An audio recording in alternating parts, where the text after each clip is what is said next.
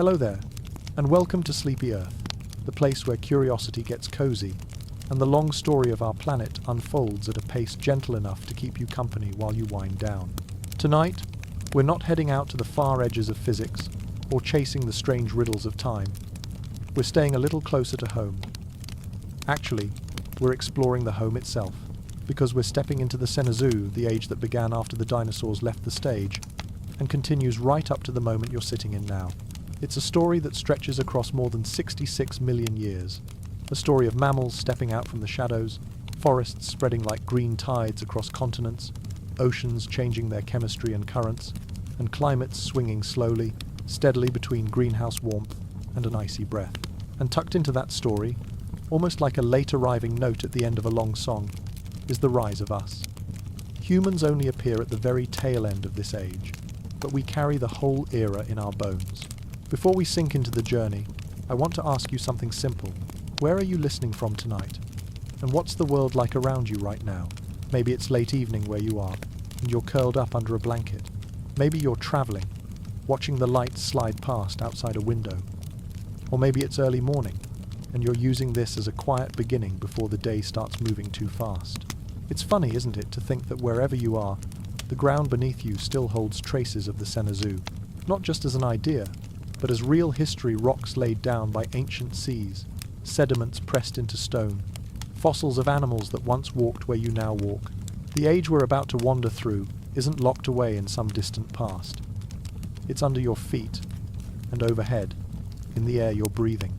And like always, if this kind of slow, gentle exploration helps you relax, or just makes the world feel a little bigger in a calming way, I'd be grateful if you liked the video and maybe subscribed. It helps more people stumble into this little corner of calm science and join us on these long journeys. Now, let's begin. The Cenozoic opens with silence. Not complete silence, of course, but a hush after the storm. A quiet after one of the most dramatic events in Earth's history. About 66 million years ago, a massive asteroid struck the planet near what is now the Yucatan Peninsula. And with it, the Cretaceous ended. The giant reptiles that had ruled land, sea, and sky for so long were suddenly gone, along with countless other creatures that had shared their world. What followed wasn't exactly a reset. Earth doesn't really do clean resets. It's more like a reshuffling, a clearing of the stage, a sudden widening of space. And in that widened space, the survivors, mostly small, often overlooked, began to step forward. That new chapter is what we call the Cenozoic, often nicknamed the Age of Mammals. Though honestly, it's also the age of birds, the age of flowering plants, and in many ways, the age of change itself. Because when we picture huge spans of time, it's tempting to imagine them as stable. Like once the dinosaurs disappeared, mammals simply marched forward toward us in a straight line. But the reality was much messier and much more interesting. Climates rose and fell. Oceans flooded and retreated. Continents drifted, collided, and lifted mountains into the sky. Entire ecosystems built themselves up, only to be reshaped again, and again, and again.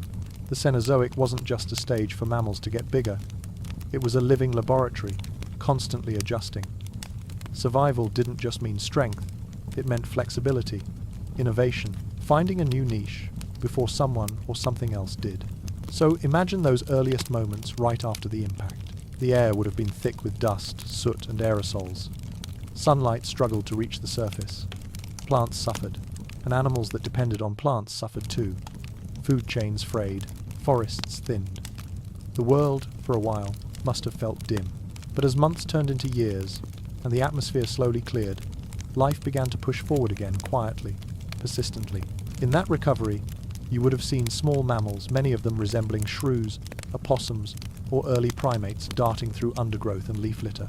Birds, descendants of small, feathered dinosaurs, also thrived, spreading into new roles. Crocodiles, turtles, and other resilient creatures carried on much as they already had for millions of years. Parts of the world still felt familiar. But there was something else in the air too. Openness. Opportunity. Because the land no longer belonged to towering sauropods and tyrannosaurs. There were no massive dinosaur herds stripping forests bare. No colossal predators claiming entire territories. The world was suddenly available. Forests began to spread across wide stretches of the planet, And in the Paleocene, the first slice of the Cenozoic, Earth was warm and humid. Tropical forests reached into latitudes where today you'd find snowy mountains or cold seas. Imagine palm trees and broadleaf forests growing in places like Greenland or Alaska. Imagine warm rain falling over landscapes that today might be locked in ice. That warmth meant ecosystems could be lush almost everywhere, and the creatures living within them evolved fast, experimenting with new shapes and new lifestyles. Mammals diversified quickly. Some began growing larger, stepping into roles once held by dinosaurs. Others stayed small, but became more specialized. Early primates appeared, grasping hands, forward-facing eyes, setting the stage for a lineage that would, much later, include us. And the oceans were shifting too. Sharks, ancient veterans of deep time, continued to dominate the seas. Bony fish diversified further. And with marine reptiles like mosasaurs gone, other creatures began to fill the gap. Early whales, still with legs, still capable of moving on land, began their slow transformation toward the fully aquatic giants we know today.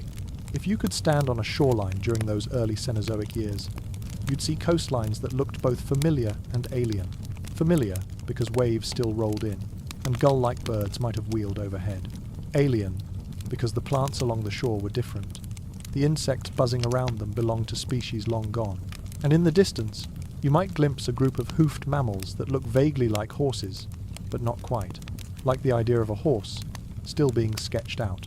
In every direction, the world was rebuilding itself, rewoven from the torn tapestry left behind at the end of the Cretaceous. And what makes this beginning so compelling is how quickly the change came. In just a few million years, which sounds impossibly long, but in geological time is a blink, mammals spread into new roles. Some developed hooves and grazed on soft plants. Others became predators with sharp teeth and strong jaws. Rodents appeared and spread, their gnawing teeth helping them exploit seeds and tough vegetation. Bats evolved the ability to fly and navigate by sound. And primates, small and mostly tree-dwelling at first, began their long journey quietly, invisibly toward everything that would follow. Now, settle back in, because this early part of the Cenozoic wasn't just warm. Sometimes it was astonishingly warm. About 55 million years ago, Earth went through a strange and dramatic spike in temperature known as the Paleocene-Eocene thermal maximum. And even the name feels long and heavy, like it belongs in a museum drawer. But what it describes is simple, in a way that's almost eerie. The planet suddenly ran a fever. Global temperatures jumped upward fast, by geological standards, possibly triggered by massive releases of carbon into the atmosphere. Carbon dioxide, maybe methane, perhaps both. And the world responded the way it always does when greenhouse gases pile up. It held onto more heat. Polar regions became nearly subtropical. Forests stretched almost to the poles. Crocodiles swam in what is now the Arctic. Just take a second and really picture that. A world without ice caps. No white crowns at the top and bottom of the planet. Instead, green. Dense vegetation in places we associate with tundra, frozen sea, and endless snow. And that warmth didn't just change the scenery. It changed the rules of survival. When climates shift, ecosystems don't politely stay the same. They reorganize. And this kind of rapid warming pushed plants and animals to evolve, migrate, and adapt quickly. But Earth never stays locked in one mode for long. As millions of years rolled on, the climate began to drift again. Some regions cooled, others dried.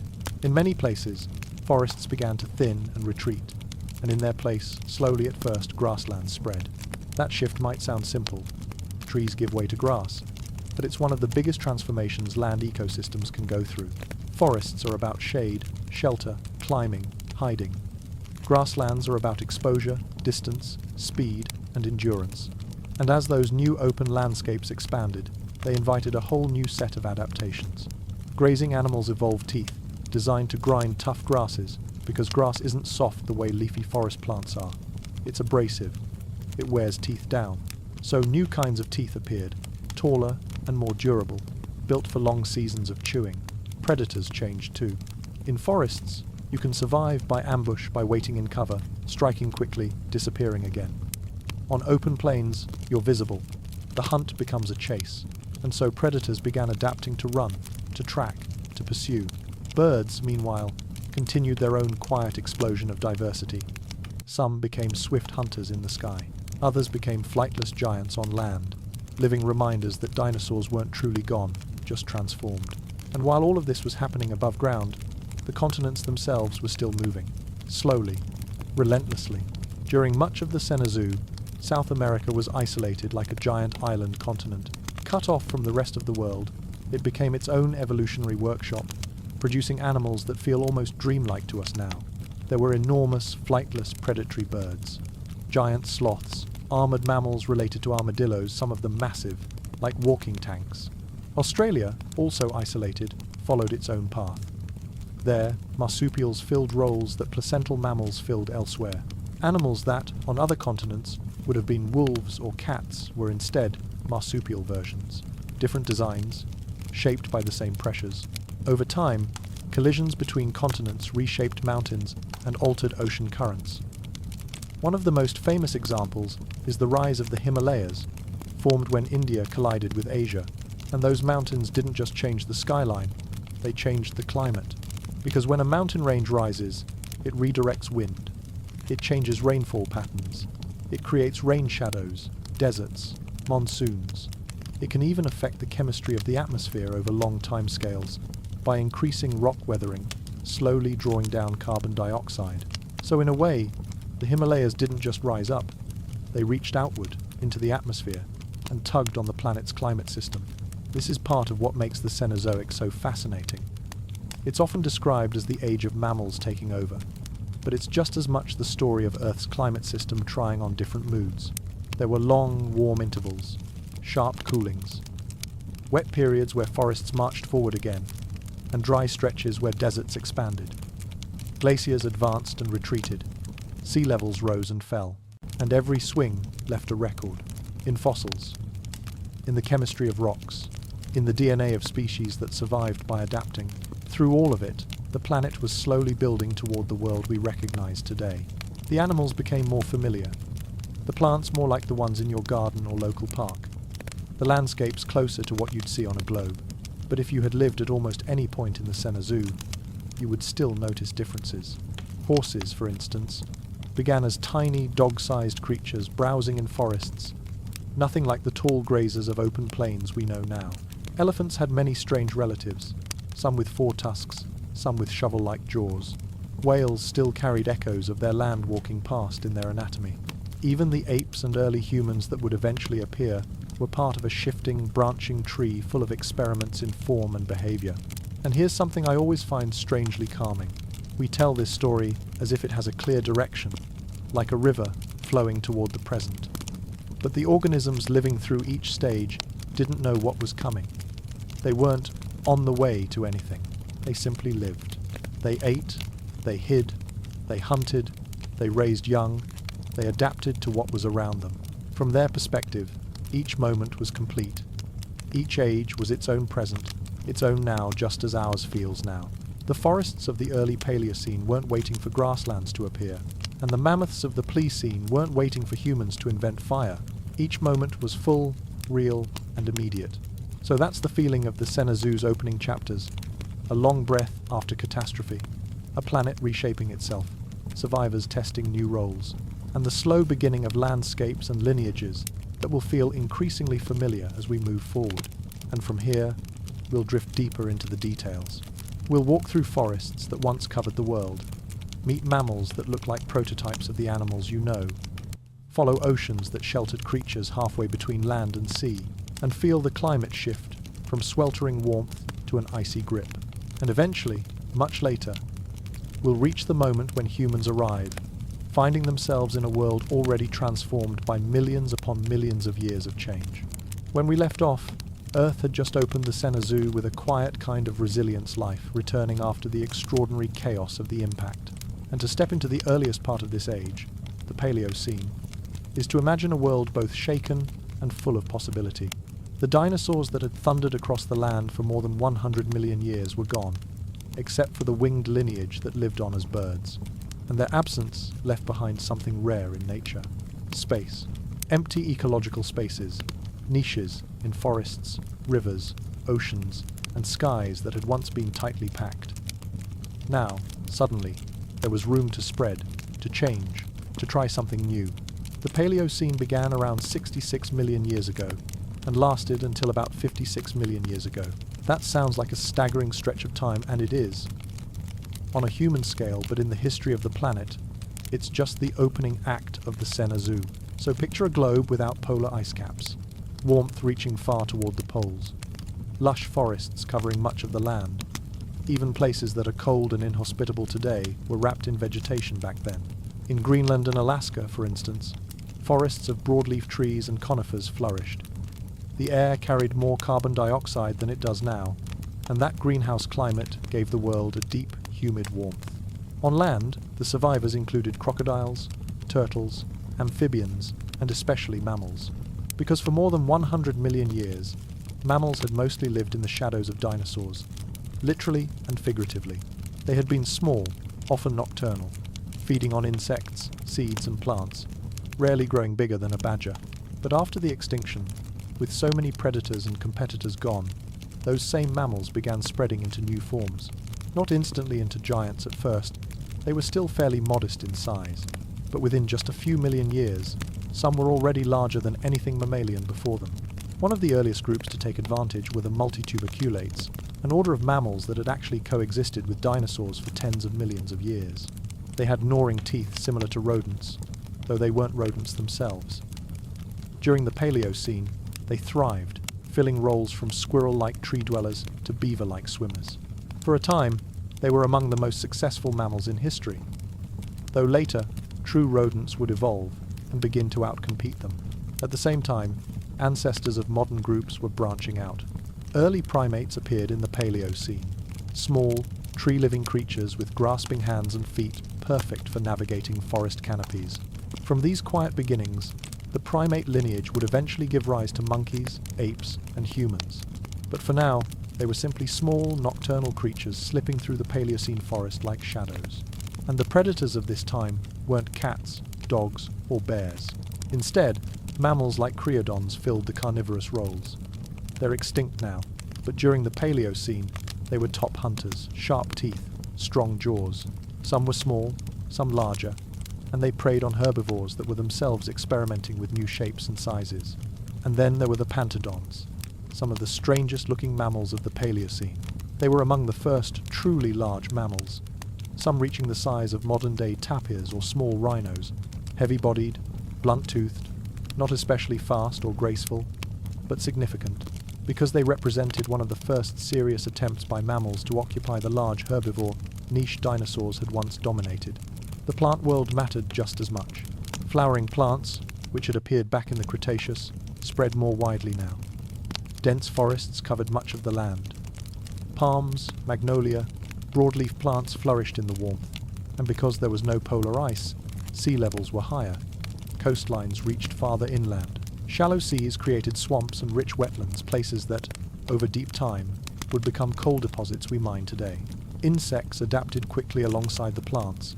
Beetles, butterflies, ants becoming more varied and numerous. Some would look familiar if you stepped into that world.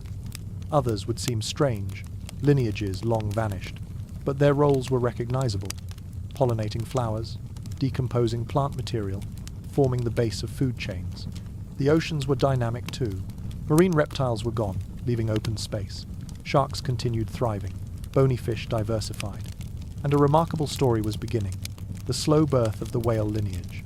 Early ancestors of whales still had legs and could walk on land, but they were spending more and more time in the water. Over millions of years, they'd transform into fully aquatic giants. Birds also seized the moment. Having descended from feathered dinosaurs, they spread into every corner of the world. Some evolved into giant, flightless forms. Others filled niches as seed-eaters, insect hunters, fishers, much like modern birds do. If you could stand on a Paleocene hillside and look across the landscape, you'd notice how unfamiliar it would feel. No horses, no cats, no elephants, no bears. The mammals would look vaguely recognizable, but somehow off, like someone tried to draw modern animals from memory, without ever seeing them.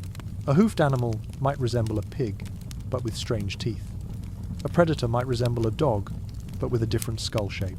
Birds might look like cranes or ostriches, but sharper, more intense. and the plants would be lush and tropical, stretching into regions that today are frozen or dry. It's easy to think of the Paleocene as just a recovery period after extinction, but it was more than recovery. It was reinvention. Without dinosaurs towering over everything, mammals and birds had room to try new strategies. Some succeeded brilliantly, establishing lineages that still exist. Others were temporary experiments, flourishing for a time and then disappearing. The tapestry of life was being rewoven, and it looked strikingly different from what had come before. And as the Paleocene rolled toward its end, the planet was setting itself up for the next dramatic shift. The coming surge into the Eocene, when Earth would grow even warmer, forests would spread even farther, and life would take bold new steps into a world still discovering what it could become. So as the Paleocene eased toward its closing chapters, the world was already leaning into something bigger, warmer, more active. It's almost like Earth, having survived the shock of the asteroid, took a long, steady breath, and then decided to exhale heat.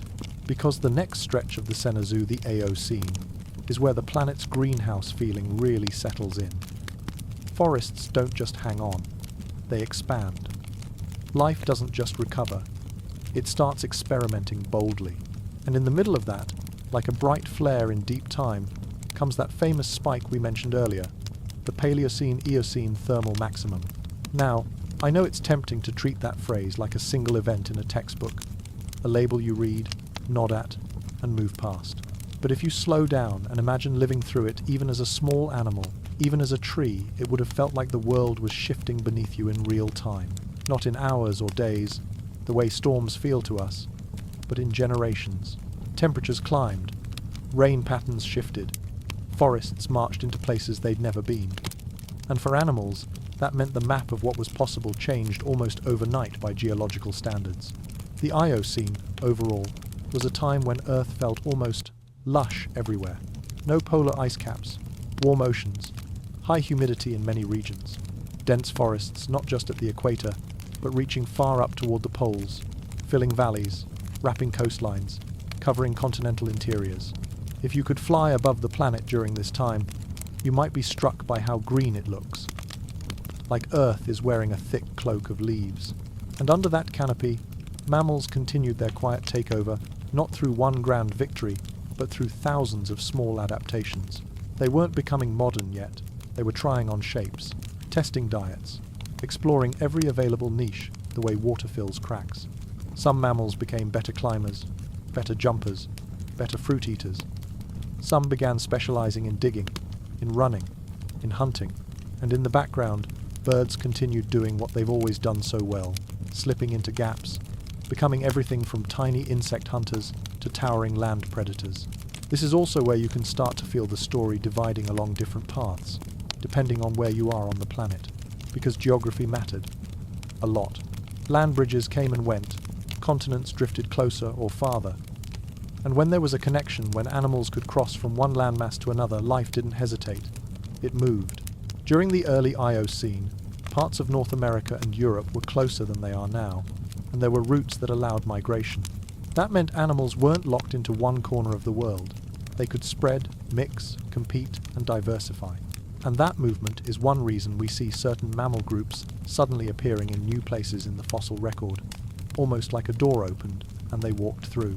But while mammals were busy reshaping the land, something equally dramatic was quietly unfolding in the water. Because the Eocene is when the whale story really starts to feel like a transformation rather than just a hint.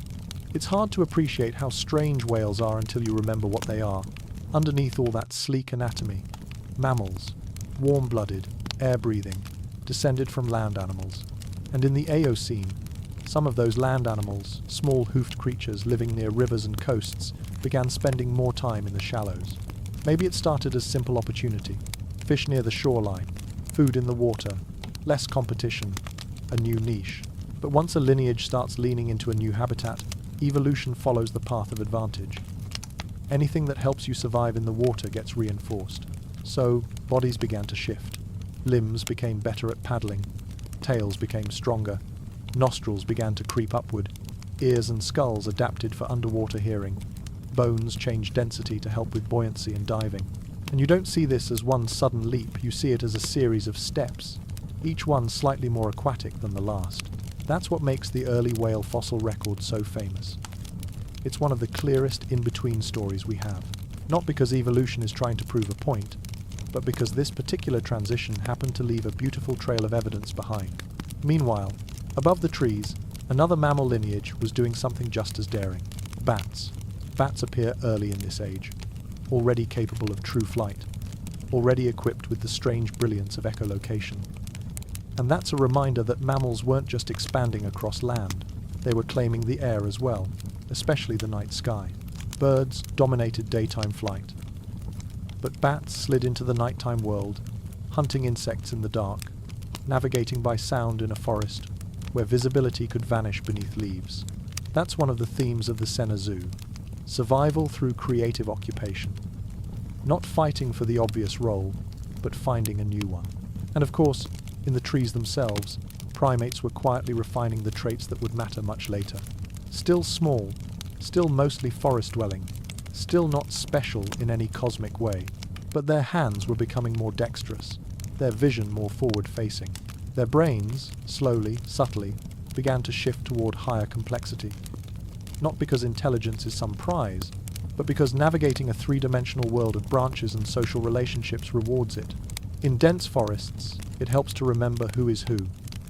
It helps to read behavior. It helps to plan a jump. It helps to learn. So primates continued down that path, one quiet advantage at a time. Now, here's something that feels almost soothing when you think about it. The Eocene world wasn't just warm, it was consistently warm for a long time, but it wasn't perfectly stable. Even during greenhouse phases, Earth fluctuates. There are warmer pulses, cooler dips, shifting rainfall patterns. Sometimes forests expand in one region, while drying begins in another. And these small shifts matter, because they nudge evolution. A slight drying might favor animals that can travel farther between water sources. A change in plant composition might favor different teeth. A change in seasonal rhythm might favor migration, or social behavior, or flexibility in diet. So when we talk about mammals taking over, it's not one takeover. It's thousands of tiny decisions made by survival pressure. Eat this, not that. Run now, not later. Climb higher, dig deeper. Be bigger, or stay small. And across millions of years, those choices create an entire new world. But Earth always carries a long-term direction under the surface. And after the peak warmth of the Eocene, the planet begins very gradually to tilt toward cooling. Not immediately into ice ages, not suddenly into snow, but into a slow, steady drift toward a world with sharper contrasts. Forests still dominate for a long time, but they begin to retreat in places. Open habitats begin to appear more often. Grasslands start showing up, first as scattered patches, then as something more persistent. And once grasslands start to hold their ground, a new kind of story begins. Because grasslands change everything. They change how herbivores eat. They change how predators hunt. They change how animals move, see, hide, and survive. A forest is a world of closeness. A grassland is a world of distance. And as the Sena Zoo rolls forward beyond the Eocene, that shift becomes more and more important, like a slow turning of the stage lights. So in the next part of our journey, we'll start leaning into that transformation. We'll follow the planet as it cools further, as forests loosen their grip, and as grasslands spread like open ocean across the land, inviting the rise of grazers, new predators, and whole ecosystems built on speed, endurance, and wide horizons. And somewhere within that changing landscape, far down the line, the conditions begin to form that will eventually shape the path of hominins too. But for now, just let the Eocene settle in your imagination. A warm world, a green world, oceans full of new experiments, forests humming with insects, mammals branching into every possible niche. A planet still young in its post-dinosaur life, and already becoming something entirely new. Now, as that Eocene warmth slowly begins to loosen its hold, the world doesn't suddenly flip into winter. It's not like someone turned a switch and the planet started shivering. It's more subtle than that. More like the slow dimming of a room where the lights have been bright for a very long time. The air cools little by little. Rain patterns shift. Seasons become sharper. And forests, still widespread, still powerful, begin to pull back in certain regions, especially inland, where drying takes hold. And when forests retreat, even just a little, they leave behind something that evolution always notices: space, open ground, sunlight reaching soil, wind moving freely across the land. And in those spaces, grasses begin to spread in a way that changes the entire rhythm of life on land. Grasses had existed earlier, tucked into margins, clearings, river edges. They weren't new. But now, as climates cooled and dried in certain regions, they stopped being background plants and started becoming a force. And what makes grass such a world changer isn't just that it grows in open areas. It's how it grows. Unlike many leafy plants, grasses grow from the base, not the tip. So when something eats them down, they can spring back. When a herd passes through, they regrow. When fire sweeps over them, they return. They are stubborn, resilient, and perfectly designed for a world where the surface is disturbed again and again. And once grasses begin forming true grasslands, real open ecosystems, rather than scattered patches, the animals living on Earth have to adapt to an entirely new kind of landscape. Because grasslands are different from forests in almost every way that matters. In a forest, you hide. In a grassland, you watch the horizon. In a forest, a predator can appear from 10 steps away. In a grassland, you might see danger from hundreds of meters out, if you know what you're looking for. So the world begins to favor new traits: speed, endurance, group living, wide-angle awareness. And for herbivores, there's another challenge too. Grass is tough. It's abrasive. Many grasses carry silica in their tissues, tiny, gritty particles that grind teeth down like sandpaper over time. So if you want to live on grass, you need a mouth built for it. That's where we begin to see the rise of specialized grazing teeth, high-crown teeth that can keep working even as they wear down. And this is when the story of animals like horses begins shifting into something much more recognizable. Early horse ancestors were forest browsers, small, multi-toed, moving carefully through soft ground and shadow. But as open landscapes spread, horse lineages begin changing. Legs lengthen, bodies become built for running, toes reduce, teeth reshape. They become animals designed not for weaving between trees, but for traveling long distances across open plains. And horses weren't alone. Across the planet, different lineages began stepping into similar niche roles as grazers. The shapes differed depending on the continent, depending on what ancestors were available, depending on what predators were around. But the direction was consistent. Open land created new opportunities, and those opportunities reshaped bodies. Predators, of course, followed. In forests, hunting is often about stealth and ambush. But in open grasslands, the chase becomes central. You need speed, stamina, strategy. This is one of the reasons we see the gradual rise of more modern carnivorans lineages that will eventually include cats, dogs, and their relatives. They weren't instantly dominant. Early in the Cenozoic, other predators like creodons still held major roles in many places. But as time moves forward, the predator world begins shifting toward a caste that looks more familiar to us. And all of this forests retreating, grasslands spreading, grazers and predators adapting happens while the planet itself is continuing its deeper rearrangements. Because one of the most important pieces of the long cooling trend isn't just what's happening in the sky, it's what's happening in the oceans. And to really feel that shift, you have to picture Antarctica not as the frozen white continent we know now, but as a land that, earlier in the Cenozoic, had forests. Yes, actual forests. A greener, milder Antarctica existed when the world was warmer. But as tectonic drift continued, Antarctica became more isolated. And at a certain point, especially around the time we cross into the Oligocene Ocean, circulation changes in a way that locks Antarctica into cold. A powerful current begins to spin around it, circulating endlessly, cutting the southern continent off from warmer waters. And once Antarctica is isolated like that, it starts to freeze. Glaciers grow, ice sheets build, white spreads outward. And when a continent freezes, it doesn't just affect itself. Ice reflects sunlight. It cools the air. It changes winds. It changes ocean chemistry. It changes sea levels by locking water into frozen mass. It becomes a climate engine. So the world drifts further away from the greenhouse feeling of the early Cenozoic, and closer towards something more familiar to us. A planet with colder poles, more distinct climate zones, and increasing seasonality. Forests don't vanish. They remain powerful in many regions, but they stop being the default everywhere. And in the spaces where they thinned, grasslands grow, and with them, the beginning of vast open ecosystems. If you could stand on a plane in this shifting world, you'd notice the difference in how life feels. Forests are quiet in a certain way. The sound is close. Leaves and branches keep everything contained. Movement happens in layers. Grasslands are open. Wind carries sound farther. The sky feels bigger. Herds can move in visible waves. Predators can be spotted sometimes. And that openness pushes animals toward new kinds of behavior. Herding becomes more common, because being alone in open land is risky. Migration becomes more valuable, because grasslands change with seasons and rainfall, and food isn't always in one place. Even social structures begin shifting for some lineages.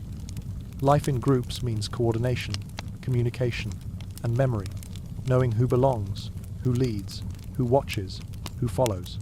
So we start seeing not just new bodies, but new ways of living. And it's worth pausing here, because this is one of those moments where the Cenozoic feels like it's building the skeleton of the world we recognize. Not the final shape yet, but the framework. Cooler poles, open plains, herds of grazers, pursuit predators, seasonal rhythms. It's the beginning of that familiar global contrast. Deserts here, forests there, grasslands wide and rolling, and colder zones growing at the edges. And while this is happening across North America, Eurasia, and Africa, other continents are still following their own unique routes. South America remains isolated for a long time, evolving its own strange karst animals that fill grazer roles without being the same kind of grazers found elsewhere. Australia continues down its marsupial path, building ecosystems that feel like parallel versions of the rest of the world. This is one of the most fascinating things about the Cenozoic. The same pressures open land, changing climate. New predators can produce different answers depending on who's available to evolve. Evolution doesn't aim for one correct solution. It works with what's on hand. So in one region, you get horses and antelope-like grazers.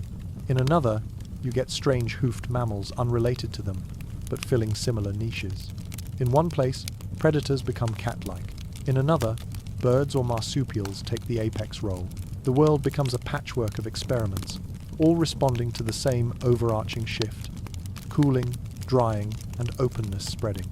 And as this trend continues, we move toward the next long chapter, where grasslands become not just scattered habitats, but dominant ecosystems across huge areas, especially as we approach the Miocene. That's where the great herds really take shape, where the chase and flight dramas of open land become a defining rhythm of life. So in the next part of our journey, we'll follow that momentum forward. We'll step into a world where grasslands become major stages, where grazers diversify into remarkable forms, where predators refine their strategies, and where continents still drifting begin setting up the later conditions that will eventually lead to ice ages. For now, let the feeling linger. A planet cooling, slowly, patiently, forests loosening their grip, open horizons expanding, and life, as always, adapting quietly, relentlessly, into whatever comes next. So now, as the world keeps cooling and drying in slow, patient steps, those early patches of grassland start behaving less like scattered clearings and more like a true ecosystem with momentum. At first, grasslands might have felt like interruptions in a forested world. Sunny openings, wide river plains, dry uplands where trees struggled. But over time, especially as we move deeper into the Oligocene and toward the Miocene, those interruptions begin linking up. A patch becomes a corridor becomes a region becomes a continent-scale stage. And once grasslands become widespread, everything about life on land starts to revolve around movement. Because grasslands don't offer the kind of steady shelter forests do. They're exposed, they're seasonal, they shift with rainfall, they burn, they regrow, they ripple with wind and heat. So if you're an herbivore, you don't just graze and stay put. You track the land, you follow green waves, you move with the seasons. And if you're a predator, you don't just hide and wait. You learn routes, you learn herds, you learn timing. It becomes a world of patterns. And this is where the phrase "rise of the grazers" really earns its place. Not because grazing is glamorous, but because it reshapes the planet from the ground up. Grasses feed herds, herds reshape grasses. They trample soil, spread seeds, keep forests from reclaiming open land, carve trails, and churn landscapes into something more open, more dynamic. It's a feedback loop, grassland and grazer locked together like two gears turning the same machine. And you can see this shift in bodies, in teeth, In legs, because grass doesn't just change what animals eat, it changes how they survive. A browser in a forest can live on soft leaves and fruit. It can rely on cover. It can disappear into shadow. A grazer on open land has fewer hiding places. It needs endurance. It needs awareness. It needs speed, or size, or the safety of numbers. So, grazing lineages develop tall teeth, stronger jaws, and bodies built for long travel. Horses are again the clearest example, starting small, forest-adapted, multi-toed, and gradually transforming into runners with elongated limbs and reduced toes. But the broader pattern shows up everywhere. Different continents produce different grazers, but you keep seeing similar solutions. And predators, in turn, begin shifting towards strategies that suit open ground. In forests, the best weapon is surprise. In grasslands, the best weapon is pursuit. So we begin to see more emphasis on long legs, stamina, group hunting in some lineages, and refined ambush tactics in others using whatever cover exists, even if it's just tall grass, a shallow dip in the terrain, a line of scrub. This is also when behavior becomes just as important as anatomy, because on open plains, vigilance matters. Herding becomes a powerful defense. Not perfect, but powerful. Many eyes, many ears, a warning ripple that moves through the group in an instant. Migration becomes a survival strategy too, following rain, following fresh grass, following the shifting edge between wet and dry. And with migration comes memory and learning. Animals that can remember routes, water sources, seasonal timing, those animals have an advantage. So the grassland world favors not only faster legs and tougher teeth, but increasingly complex patterns of life. Now, while this transformation is unfolding across huge land areas, the deeper engine of the Cenozoa keeps turning underneath it all. The continents are still moving. The oceans are still reorganizing. And the slow drift of tectonic plates continues to reshape climate in ways that life can't ignore.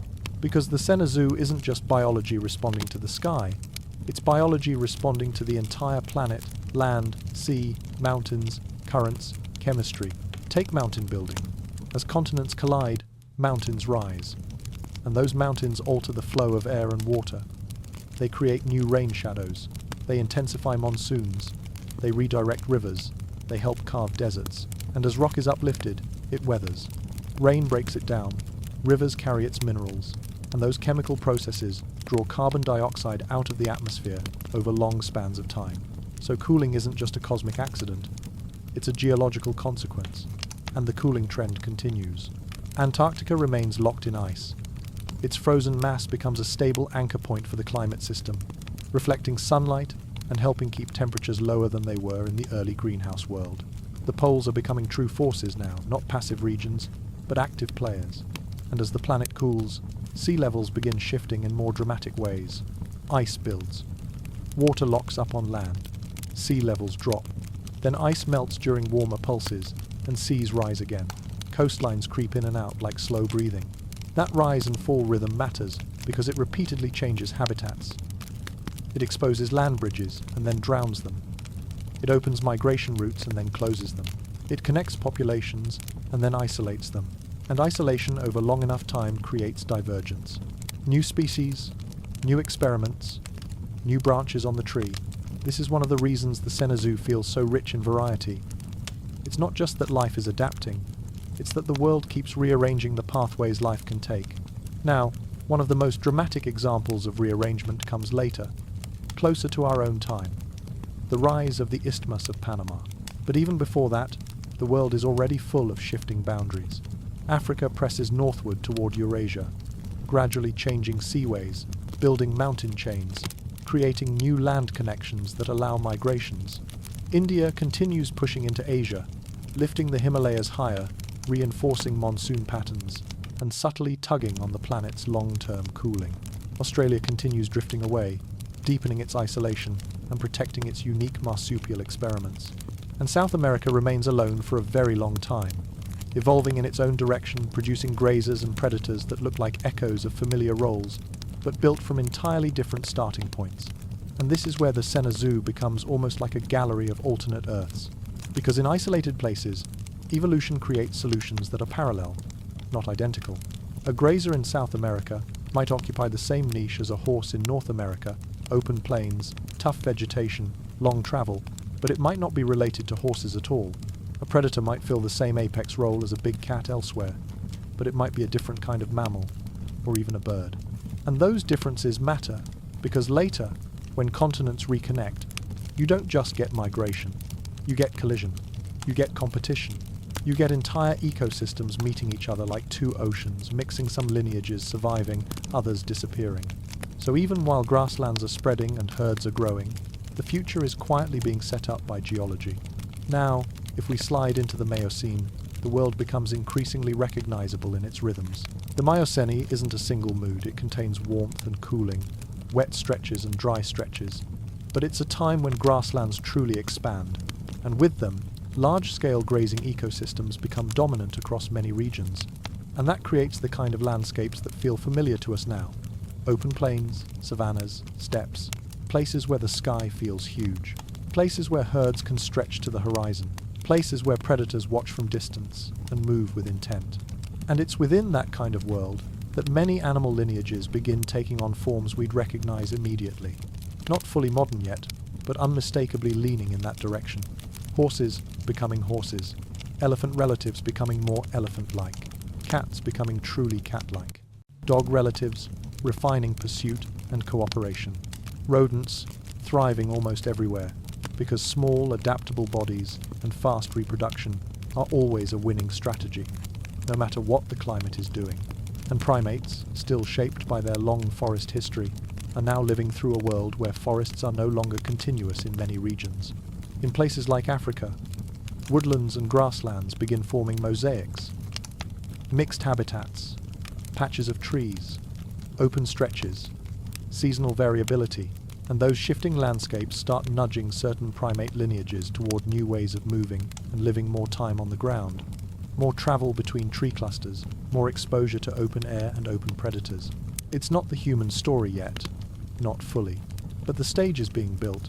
So if you picture the Sina Zoo at this point, it feels like Earth is settling into a new balance, a planet with colder poles than before, a planet with grasslands as major ecosystems, a planet where herds shape landscapes and predators shape herds, a planet still drifting, still lifting mountains, still shifting currents, but increasingly resembling the world that will eventually host ice ages, megafauna, and the final dramatic rise of humans.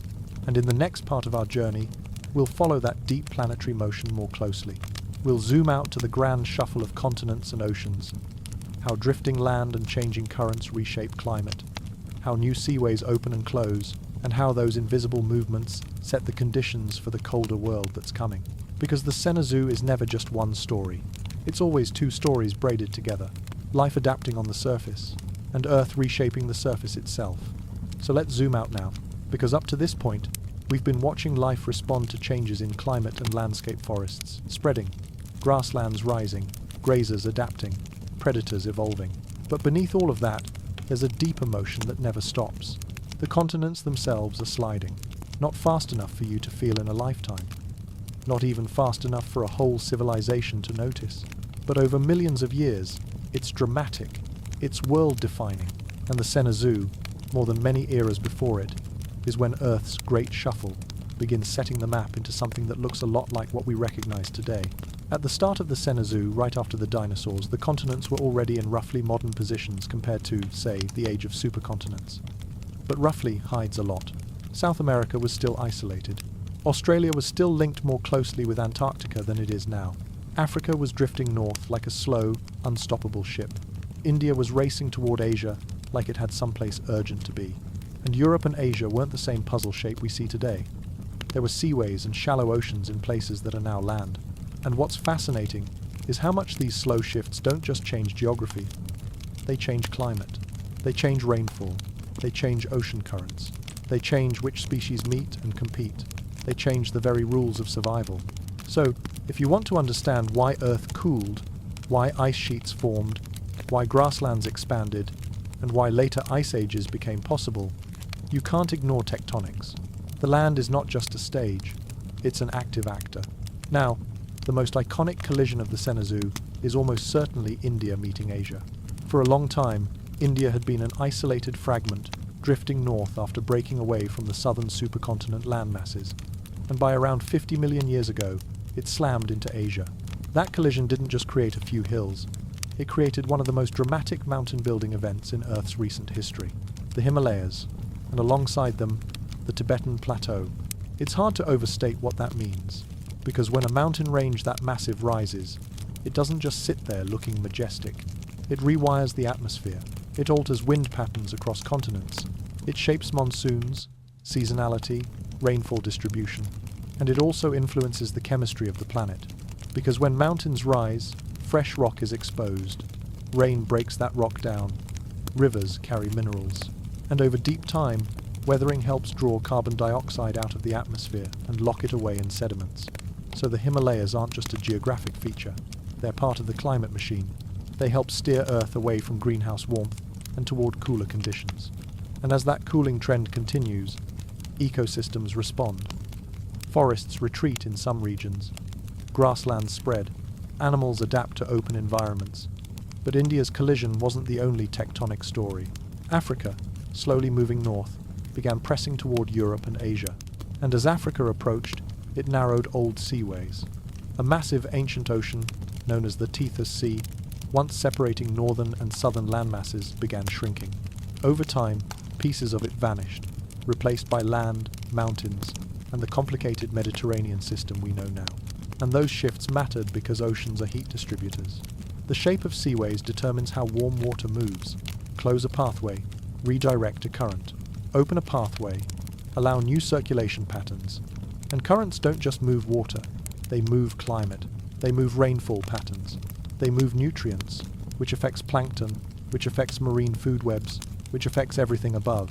Now, one of the most climate-changing tectonic events of the Cenozoic involves Antarctica.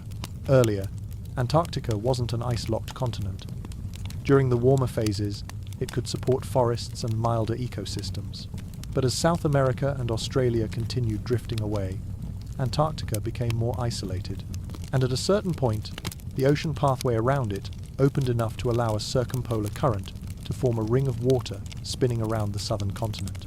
This current effectively cut Antarctica off from warmer waters, and once Antarctica was isolated, it cooled. Once it cooled, ice expanded. Once ice expanded, it reinforced cooling because ice reflects sunlight. So the freezing of Antarctica wasn't just a consequence of cooling, it became a driver of further cooling. And from that point on, the planet is in a different regime. A world where polar ice becomes a stable part of the system. A world where sea levels begin responding more dramatically to glacial growth and retreat. A world moving, slowly but clearly, toward the later Ice Age rhythms. Now, while the southern pole was entering its white phase, South America was still living in a long isolation. And isolation has a special power in evolution. It turns a continent into a laboratory. Without frequent migrations from other continents, South America developed its own caste. Its own grazers, predators, odd herbivores, strange armored mammals, giant birds. You can think of it as an alternate chapter of the Cenozoic, running in parallel with the rest of the world.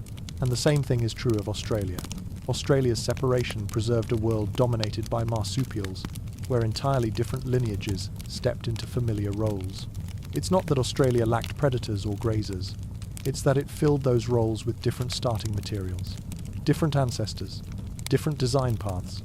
So the Cenozoic becomes a planet of multiple evolutionary experiments happening at once, separated by geography. And then, later, tectonics begins removing some of those separations. And when that happens, it's like opening gates between ecosystems. Species pour through, competition erupts. Some lineages thrive, some vanish. One of the most famous of those gate openings is the rise of the Isthmus of Panama much later, when North and South America finally connect. But the Cenozoic is full of smaller connections too, routes opening and closing as sea levels shift and land moves. And every time it happens, life responds.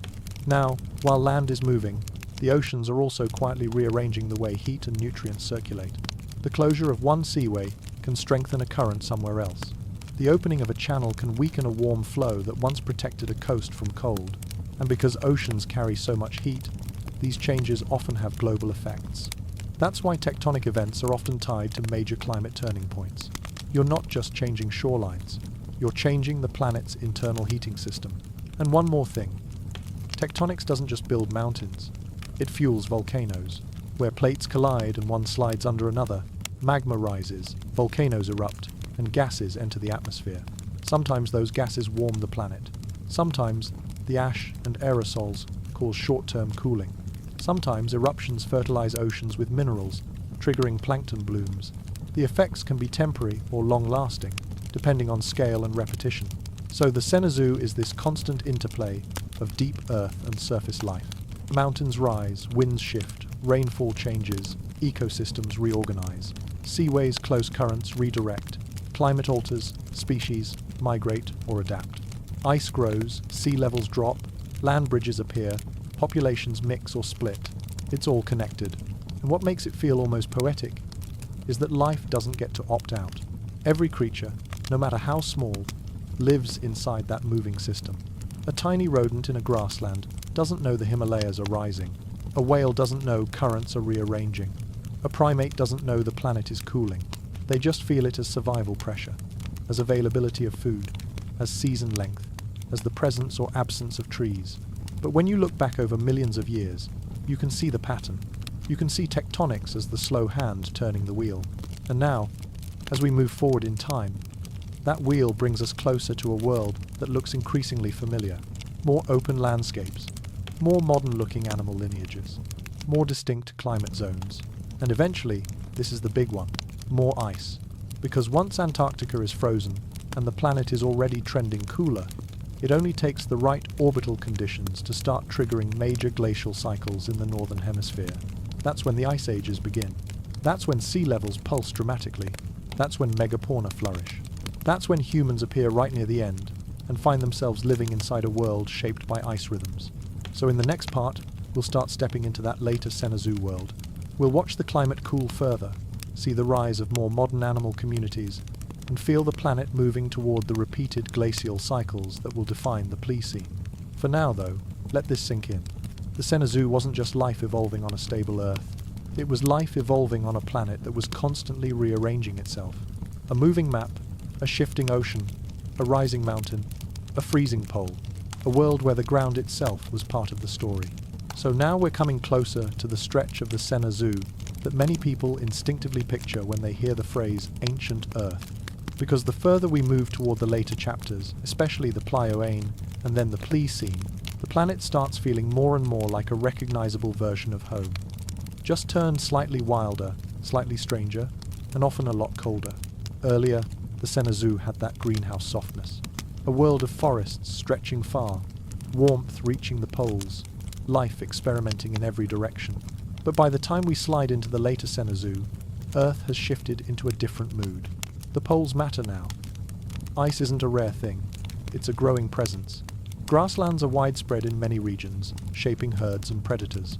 And many animal lineages are starting to resemble modern forms enough that, if you saw them in the distance, your brain would categorize them quickly. Horse-like, elephant-like, cat-like, dog-like, deer-like. It's not exactly modern yet, but the silhouette is familiar, and that's one of the strange comforts of this part of the timeline. It's like watching the world assemble pieces you recognize, but the climate is also tightening its grip. Because as the planet cools over millions of years, the system becomes more sensitive to smaller nudges, especially nudges from Earth's orbit and tilt. And this is where we start approaching the long rhythm of glacial cycles. Now, before we get into the ice itself, it helps to picture the planet as a kind of balancing act. You have long-term drivers like tectonics, continents moving, currents shifting, mountains weathering, and drawing down carbon dioxide. Those create a slow background trend toward cooling. But then you also have shorter-term oscillations driven by the way Earth moves around the Sunday. The orbit isn't a perfect circle. It shifts. Earth's tilt changes slightly over time. The axis wobbles like a slow spinning top. These cycles don't create ice ages all by themselves, but once the planet is cool enough, they can tip the system into repeated glacial growth and retreat. In other words, tectonics sets the stage, orbital cycles keep the beat, and as we approach around 2.6 million years ago, near the start of the Pleistocene, the beat becomes unmistakable. Glaciers start advancing and retreating across the northern hemisphere in long pulses. And when ice grows like that, it doesn't just change temperature, it changes everything. Sea levels drop because huge volumes of water are locked up as ice. Coastlines extend outward, land bridges appear, habitats shift southward, animals migrate, populations become isolated or reconnect, depending on whether the ice is expanding or melting. So, the late Cenozoic becomes a world of mass movement, not just herds wandering, whole ecosystems shifting as climate zones move up and down like slow breathing. Now, in between glacial pulses, there are warmer stretches interglacials when ice retreats and forests may expand again in some regions. And it's that back and forth that makes the late Cenozoic feel so dynamic. It's not one static ice age world. It's a cycle of worlds. Cold, dry, open. Then warmer, wetter, more forested. Then cold again and again. And living things adapt to this rhythm in different ways. Some species track their preferred climate by moving. Some evolve traits that let them tolerate the cold. Some become specialized for open steppe environments. And some simply can't keep up and vanish. Now, let's pause and look at the animal caste in this later era, because this is where the modern feeling strengthens. Horses, for example, are now truly horses in form. Fast, single-hoof runners of open landscapes. They're not the tiny forest browsers of the early Cenozoic anymore. They're built for long travel and grazing. Elephant relatives are now big, diverse, and widespread proboscideans in many forms. Some with odd tusk arrangements, some with shovel-like jaws, some trending toward the familiar elephant shape. Cats are taking on more recognizable roles as stealth hunters, and dog lineages refine pursuit and endurance. And on top of that, you also get the later giants, the megafauna that people love to imagine because they feel almost mythical. But what's important to remember is that these giants didn't appear just because mammals got bigger. They appear because the environment, especially the open, seasonal, often cold environments, favors certain kinds of size and certain strategies. Large herbivores can travel farther to find food. They can store more energy. They can handle colder temperatures better because bulk conserves heat. And in open landscapes, big bodies can be a defense too. So as glacial cycles strengthen, and as steppe-like grasslands and tundra spread across huge regions during cold phases, the stage becomes perfect for massive animals. And this is where the late Cenozoic becomes the age of big silhouettes against cold skies. But it's not just about size. It's also about the way whole ecosystems organize. During colder glacial phases, large parts of the northern hemisphere turn into open, dry steppe tundra. Not always lush, but productive enough in seasonal bursts to support herds. Mammoths, woolly rhinos, bison, horses, reindeer. These kinds of animals can thrive in that world. Predators follow. Big cats, wolves, and other hunters adapted to the chase. And then, when the climate swings warmer again, forests push back into some areas, reshaping which species dominate. So the late Cenozoic is not one picture. It's a flipbook. Now, one of the most dramatic side effects of these ice-driven sea level changes is the repeated appearance of land bridges. When sea levels drop, sometimes by around 100 meters, during glacial peaks, continental shelves become exposed. Places that are ocean today become land. And that creates migration routes that don't exist in warmer times. One famous example is Beringia, connecting Asia and North America during low sea level times. But there are many other routes between islands, across shallow seas, through areas that today are submerged. And every time those routes open, animals cross. Populations mix. Then, when sea levels rise again, those routes drown, and the populations become isolated again. And isolation is one of evolution's most powerful engines. It produces divergence, new species, new local adaptations. So glacial cycles don't just shape climate and landscapes, they shape evolutionary pathways. Now, all of this sets up a world where the modern feels close enough to touch. But it's also a world of instability, and that instability becomes incredibly important for one lineage in particular, hominins, because while the northern hemisphere is pulsing with ice, Africa and other lower latitude regions experience their own climate shifts, changes in rainfall, the expansion and contraction of savannas, forests breaking into mosaics, drought cycles, wet cycles. The same planetary rhythm that builds ice in the north reshapes habitats in the south. And for primates living in those shifting African landscapes, adaptability becomes everything. Food sources change. Woodlands shrink or expand. Open ground becomes more common in some areas. Predators respond. Water availability shifts. So living in that world rewards flexible behavior. It rewards tool use. It rewards social learning. It rewards cooperation. And over long spans, it nudges certain primate lineages further into ground living, further into upright movement, further into a life where hands become more and more valuable. We're not fully in the human chapter yet, but we're approaching it. The stage is getting ready. And the stage isn't just Africa, it's the whole global machine, a planet cooling, pulsing, reorganizing. A world where the ice ages don't just carve landscapes, they create pressures and opportunities that ripple across continents. So, in the next part, we'll step fully into the Pliocene mood. We'll talk about the ice cycles themselves, how glaciers advanced and retreated, how sea levels rose and fell, how the landscape was sculpted, and how those rhythms produced the megafauna world that feels so cinematic to us now. And then, right at the tail end of that story, we'll start watching humans step forward small, clever, and surprisingly powerful into a world already shaped by millions of years of change. For now, just hold that image. Earth as a planet, finding its colder heartbeat. Ice growing and shrinking. Sea levels, breathing in and out. Animals moving with shifting belts of habitat. And the modern world, still forming, but suddenly close enough to recognize. Alright, now we're fully stepping into that late Cenozoic atmosphere. The Pliocene, the chapter where the planet seems to breathe in long, cold pulses.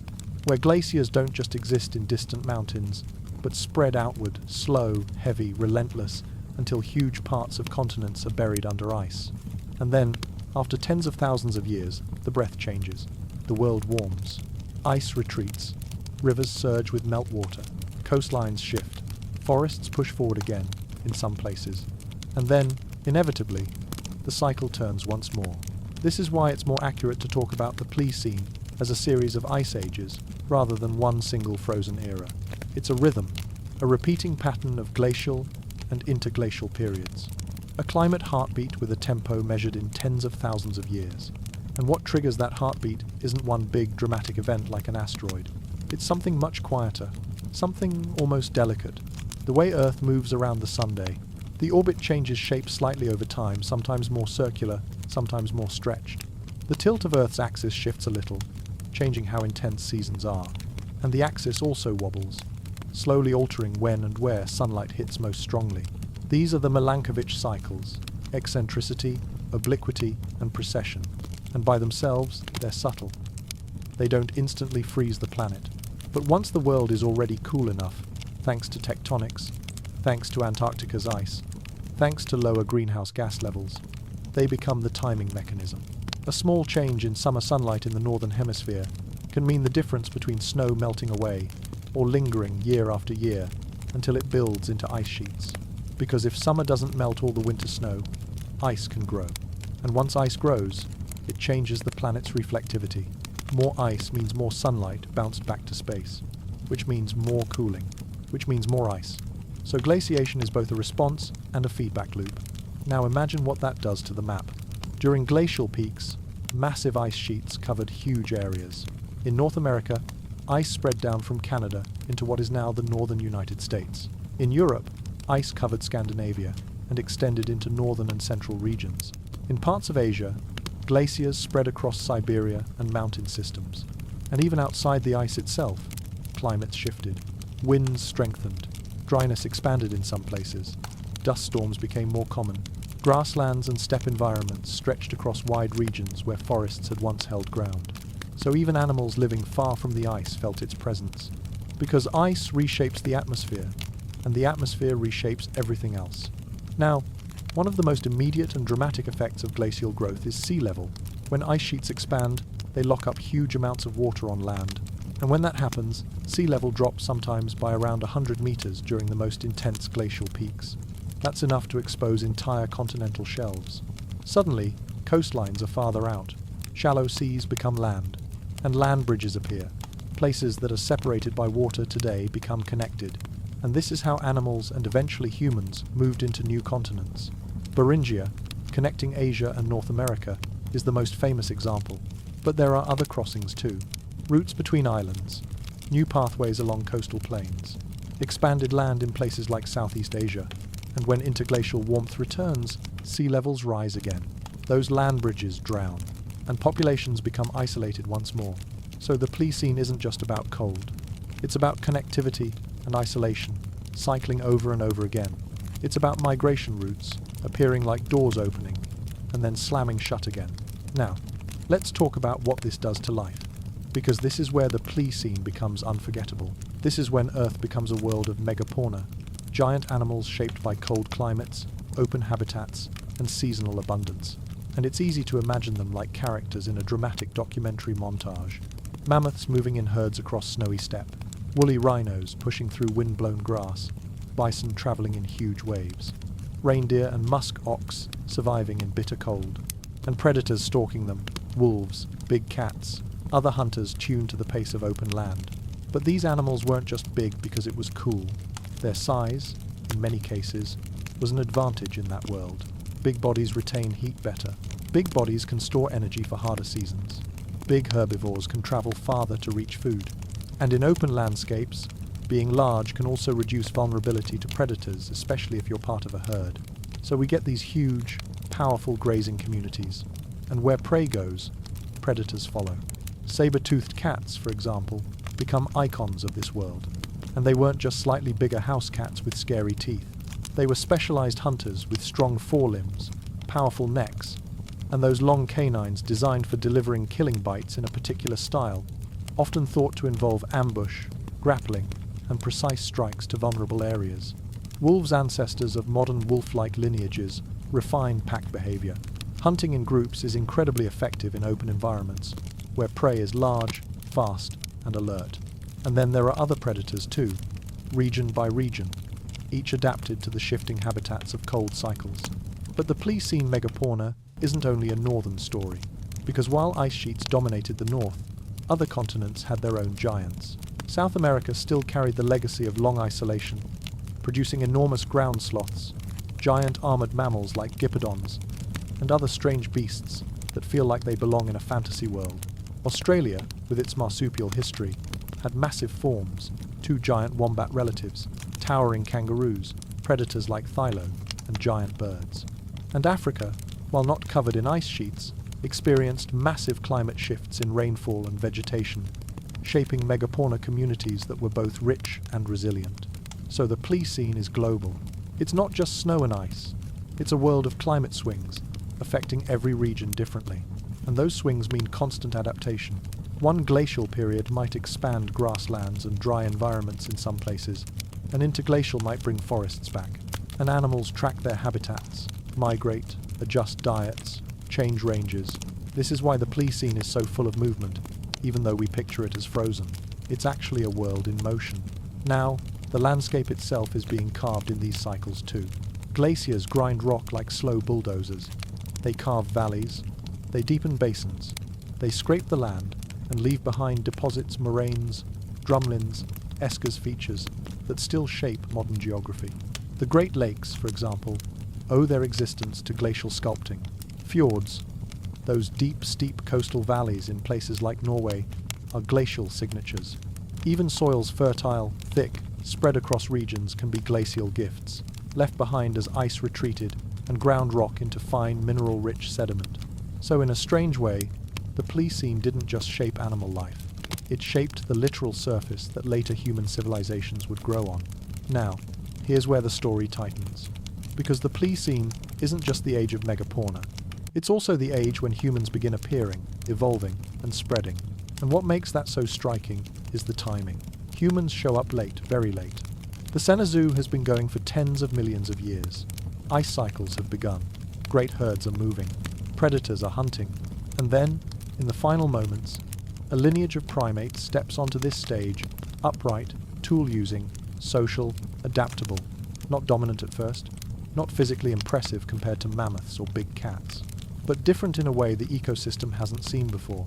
Because humans don't adapt only through genetics. They adapt through knowledge, through shared behavior, through learning, through culture.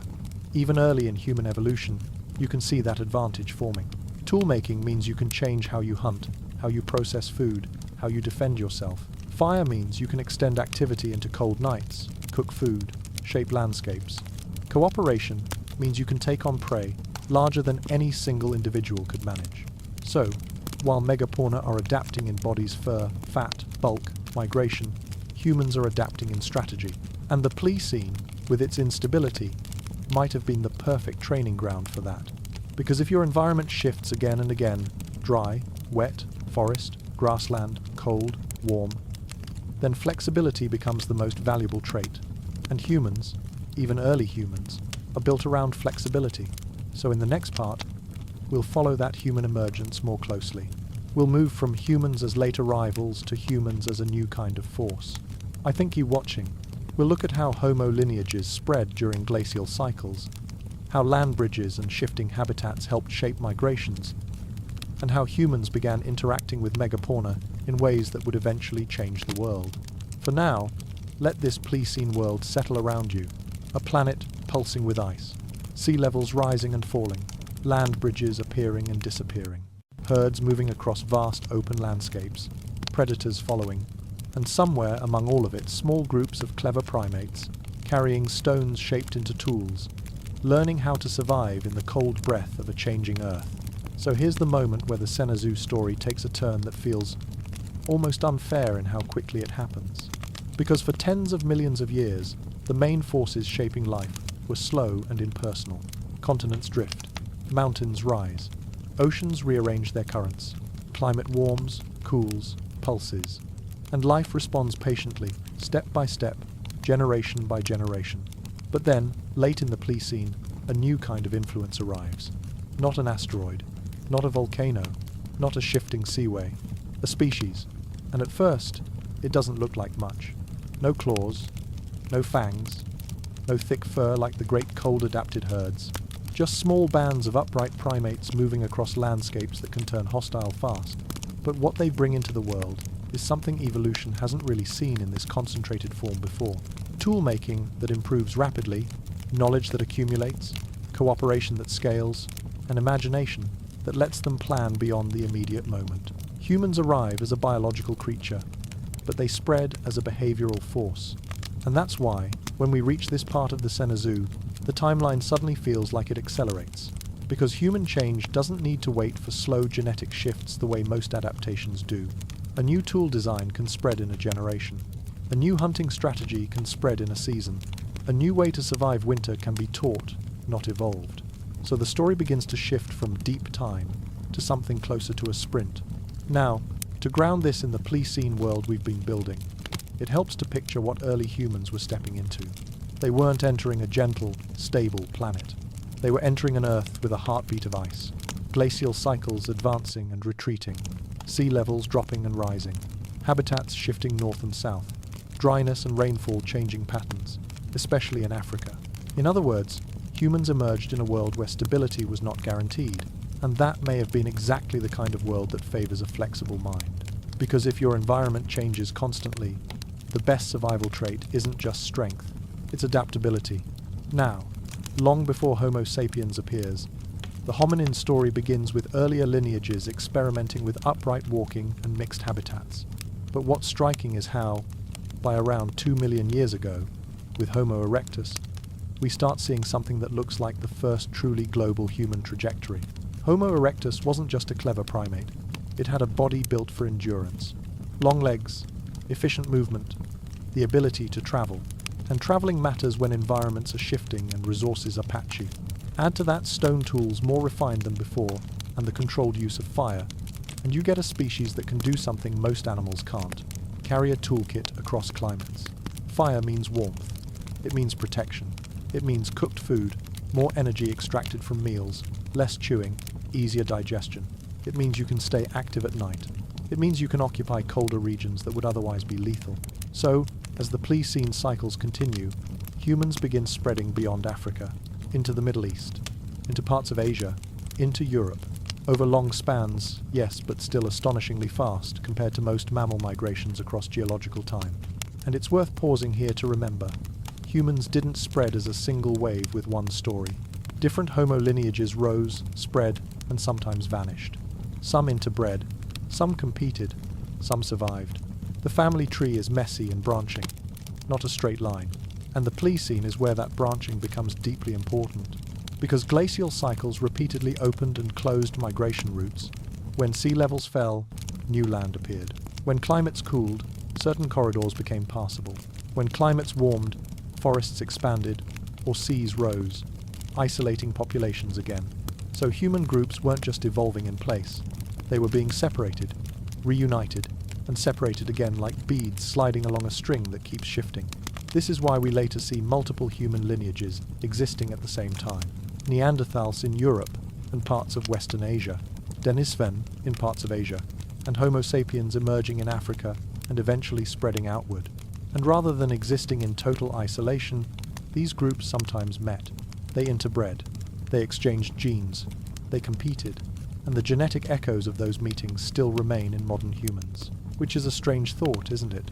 That your body carries traces of encounters that happened tens of thousands of years ago during glacial cycles, in landscapes where mammoths walked and ice loomed in the distance. Now, this is also the part of the story where humans begin interacting with megafauna in a way that becomes hard to ignore. Early humans didn't wipe out giants instantly like some dramatic movie villain. For a long time, humans and megafauna coexisted. In Africa, especially, large animals had time to adapt to human hunting strategies. They evolved wariness. They developed behaviors that reduced vulnerability. So, Africa retains a richer set of large animals today than many other regions. But in places where megafauna had never encountered humans before, places like Australia and the Americas, the story often looks different, because animals that have never faced a tool-using cooperative predator may not recognize it as dangerous until it's too late. They don't have deep evolutionary experience with that threat. And when humans arrive, especially with effective hunting strategies and fire use, the pressure can be intense. Now, to be clear, late Pleistocene extinctions are still debated in their details. Climate change is a major factor. When the last glacial maximum ends, habitats shift rapidly. The open steppe tundra that supported mammoths and woolly rhinos shrinks. Forests expand in some regions, wetlands change, food availability shifts. So megafauna are already under stress from changing ecosystems. Humans arrive as an additional pressure hunting, burning, landscape change, competition, and in many places, those pressures stack. So within a relatively short span, geologically speaking, the world loses much of its giant cast. Mammoths disappear from most regions. Mastodons vanish. Giant ground sloths collapse. Gypodons fade. Saber-toothed cats and dire wolves disappear. Australia loses many of its enormous marsupials. The global megafauna stage becomes quieter. And what remains is a world where the biggest animals are fewer, and often those that coexist with humans have learned to fear them. That's a haunting kind of legacy. Now, at the same time that humans are becoming a more significant predator and landscape shaper, something else is happening. Humans are becoming symbolic. This is where Homo sapiens, appearing around 300,000 years ago, becomes more than smart. Because humans begin making art. They begin leaving deliberate marks, cave paintings, carvings, jewelry, burials that suggest ritual. And what those things show is that humans are not just surviving, they're thinking in layers. They're carrying stories. They're imagining. And imagination is like a tool that can reshape reality. Because once you can imagine a future outcome, you can plan for it. Once you can share complex ideas through language, you can coordinate. Once knowledge can be stored socially, not just individually, you can accumulate progress. And once cultural adaptation accelerates, the pace of change becomes astonishing. So by the time Homo sapiens begins spreading widely beyond Africa, humans are not only adapting to climate, they're reorganizing their relationship to it. They're building clothing, shelter, strategies. They're navigating landscapes with memory and shared maps. They're learning to specialize coastal hunting, inland hunting, forest foraging, cold climate survival. Humans become a species that can occupy almost any niche, not by evolving a new body each time, but by inventing a new way of living. And that ability makes humans feel like a different category of creature in the Senna Zoo narrative. Not separate from nature, but operating with a new kind of speed. Now, as we near the end of the Pleistocene, the last major glacial peak around 20,000 years ago brings the ice to one of its most extensive reaches. And then the world begins warming again. Ice retreats. Sea levels rise. Land bridges drown. Coastlines change. Forests shift. Grasslands reorganize. And humans, already widespread, follow those changes moving, adapting, bringing their knowledge with them. Which leads us directly into the Holene, the last breath of the long story. The part where humans do something that changes everything. They stop only adapting to landscapes and begin engineering them. So in the next part, we'll move into that final stretch, the Holene and the rise of agriculture, settlements, domestication, and the rapid transformation of Earth into a human-shaped planet. For now, let this part settle. Humans did not appear as rulers. They appeared as survivors in a shifting world. But they carried an unusual weapon: shared intelligence. And once that kind of adaptation takes hold, the Xanadu story becomes something new. Not just the Age of Mammals, not just the Age of Ice, but the age where thought becomes a geological force. Now we're standing right at the edge of the most recent breath of the Xanadu, a stretch so thin in deep time that, if the whole 66 million years were a single day, the last 10,000 years would be barely a blink. And yet, this blink holds nearly everything we think of as our world. Farms, cities, writing, empires, science, industry. The entire modern human story is packed into this slender band of time. This is the Holene, a warm interglacial pause after the last major glacial peak. Not perfectly stable, not unchanging, but calmer than the wild oscillations that came before. And for humans, that relative steadiness was like a door opening, because when climate stops swinging quite so violently, you can predict seasons better. You can plan, and once planning becomes reliable, a new way of living becomes possible. Now, picture the world near the end of the last ice peak around 20,000 years ago. Ice sheets still dominate huge northern regions. Sea levels are lower, coastlines are farther out, and many places that are shallow sea today are still exposed land. Then, gradually, warmth returns. Ice begins retreating, and as it melts, it changes the planet quickly, at least by the standards of living organisms. Rivers swell with meltwater, lakes form in carved-out basins, coastlines shift inward as sea levels rise, land bridges disappear, and whole habitats reorganize. This isn't a gentle adjustment for life, it's a remapping. If you were an animal in that world, the places you could live would change within a few thousand years or less. For megafauna, that was often a serious problem. The open, cold steppe environments that supported mammoths and woolly rhinos began shrinking. Forests spread into areas that had been grassland. Wetlands formed. Food availability changed. And at the same time, humans were already present across much of the world, applying a new kind of pressure. So, as the Holene begins, the late megafauna world fades. Some giants survive in reduced ranges. Many vanish. And humans inherit a planet that feels, in a strange way, quieter than it used to be. A world where the biggest silhouettes are fewer. Now, in the early Holene, humans are still mostly hunter-gatherers. They live with seasons. They move with food sources. They adapt quickly. But something in this warming, more predictable climate begins to shift the human relationship with the land. Because if certain plants reliably grow in certain places, and if you know when they'll ripen, you can return. And if you return regularly, you can begin influencing what grows there. At first, that influence is subtle, encouraging useful plants, clearing competing vegetation, saving seeds, returning to the same productive patches. But over time, in multiple places around the world, this becomes something larger: agriculture. Now, agriculture doesn't appear as one single invention in one moment. It arises in different regions independently, under different conditions. But the pattern is recognizable. People begin cultivating certain plants: wheat, barley, rice, maize, and many more depending on region. They begin shaping landscapes deliberately to support those plants. And once you cultivate crops, you change how you live. Because crops tie you to place. You can't wander as freely if you need to tend, protect, harvest, store, so people begin to settle more permanently. Villages grow, and once villages exist, food surpluses become possible. And once surpluses exist, you can support people who aren't gathering food every day. Specialists, builders, craftspeople, storytellers, leaders, record keepers. And from there, the human world transforms fast. Now, alongside plant cultivation comes domestication of animals. Dogs had been companions long before agriculture, likely evolving alongside humans as hunting partners and scavengers. But in the Holene, we see sheep, goats, cattle, pigs, and later horses become integrated into human life in a new way.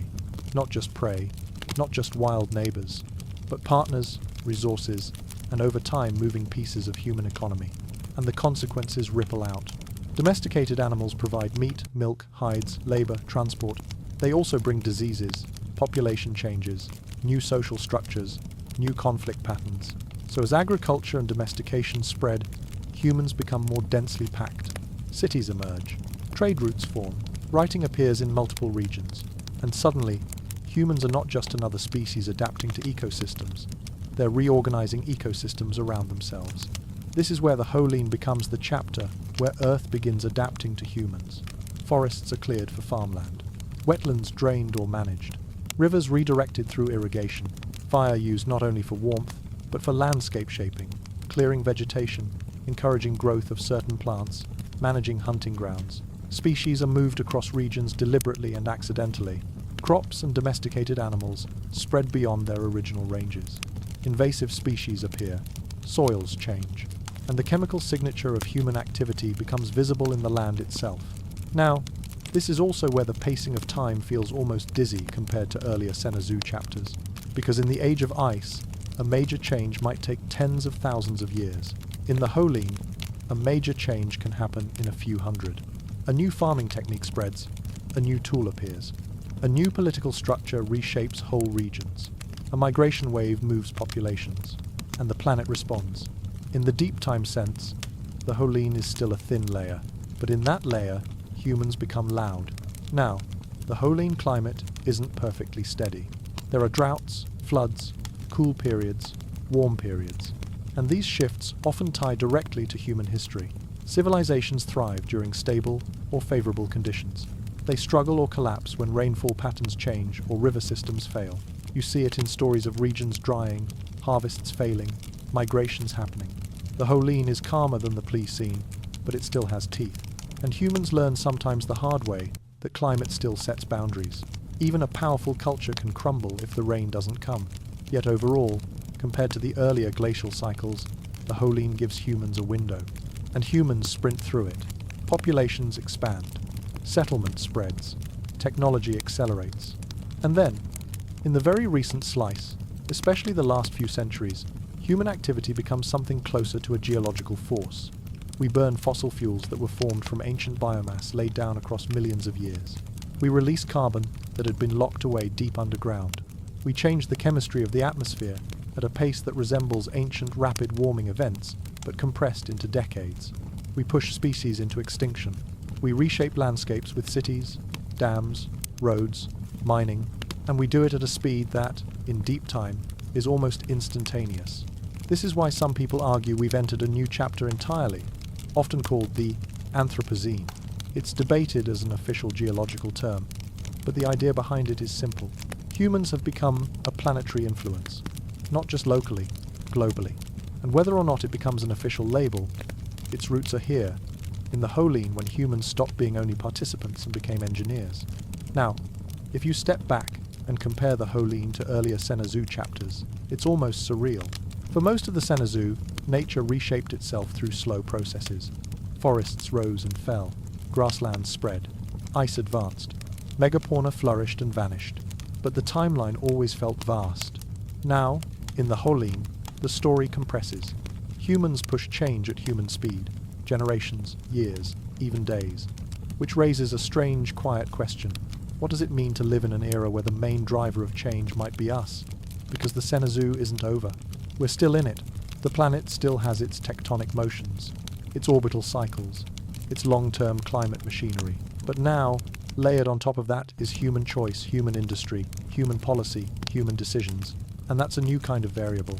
So in the next part, we'll do what the end of a long, sleepy Earth journey always tries to do. We'll look back across the whole arc. We'll gather the themes: the recovery after the dinosaur extinction, the greenhouse forests, the rise of grasslands, the tightening grip of ice, the megafauna world, and finally the human takeover of the timeline. And we'll reflect on what it means to be living inside the final breath of an era that's still unfolding. For now, though, just stay with this image.